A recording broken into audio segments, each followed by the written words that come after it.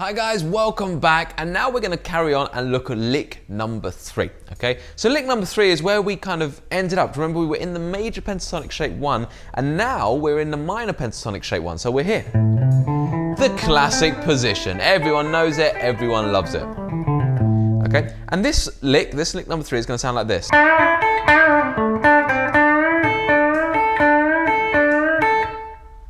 Okay, so let's go through this. We're starting on the 7th fret where we're going to bend up and then do this classic kind of Chuck Berry 5th fret and 5th fret. So it's that classic bluesy thing. Okay, you shouldn't need to go through that in any real detail because you should know those kind of licks by now.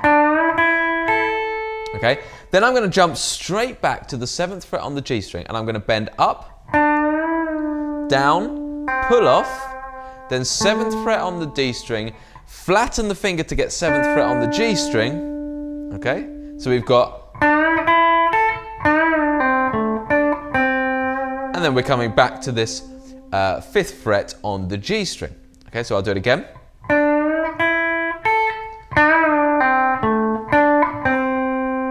Okay. Now at that point, we're gonna do this very classic Chuck Berry thing where we're just gonna go like this.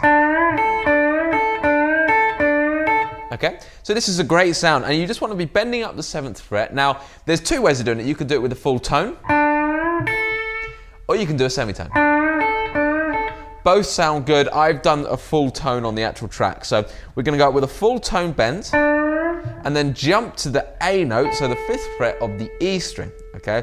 And it's crucial that you don't hear this bend when you get to this note, okay? So what I'm doing with my right hand, you might be able to see, is I'm just kind of leaning the thumb, the padded bit of the thumb onto the strings just a little bit more so that I block off that G string as I play the E string, okay? Okay, that's the lick, okay? And if you combine it with the first part, you get this.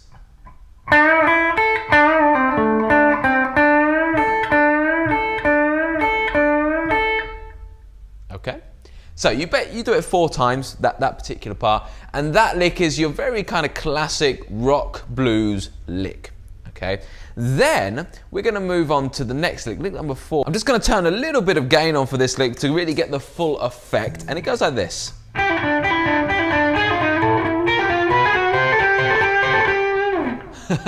I'll do it again, it's a ridiculous sound out of context.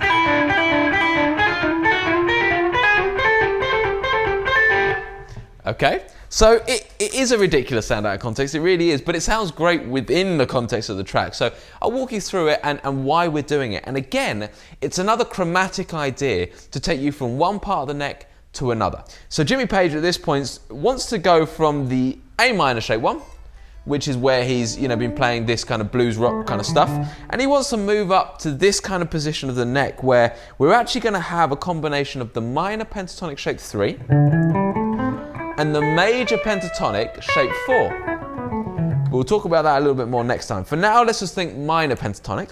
Okay. So all we're doing is we're taking this lick. We're going to take the 8th fret of the B string. We're going to pull off to the 5th fret and then grab the 7th fret of the G string. So we get this and then stop it dead. That's our lick. Okay. So pull off and then play the note 1 string below. Okay, we're going to do that bit 3 times. So 1, 2, 3, and then we're going to chromatically move our way up until we get to this position here. Okay, and if you think about it, this is your A minor pentatonic shape 3. Can you visualize that? Try and visualize through the shape 3. If you're unsure, then check out the fretboards below where we've made it as clear as possible. So that's your shape 3. Okay, so here we go, we've done this bit 3 times. And now we're just going to move up 1 semitone each and do 1, another semitone, another semitone, another, and then 1 more, because we're now going to be in that pentatonic shape 3, and then we're just going to play this part 3 times. Okay, so all together you get this.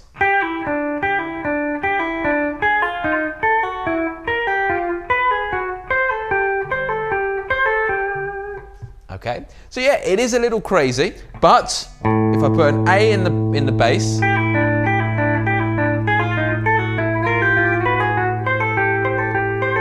you can hear by the time you get here, it's kind of resolving again. Okay, so it's just this idea of creating tension with chromatic ideas, okay, and releasing that tension when you get to the natural notes of the key, so the notes in A minor in this case. Okay, so what I'm going to do is I'm going to play lick 3 and 4 back to back. Okay, I'm going to put my ecstasy pedal on, a bit more gain. I'm going to put the drum beat on at 80 BPM, and we're just going to go through these. Okay, so after 4, 3, 4.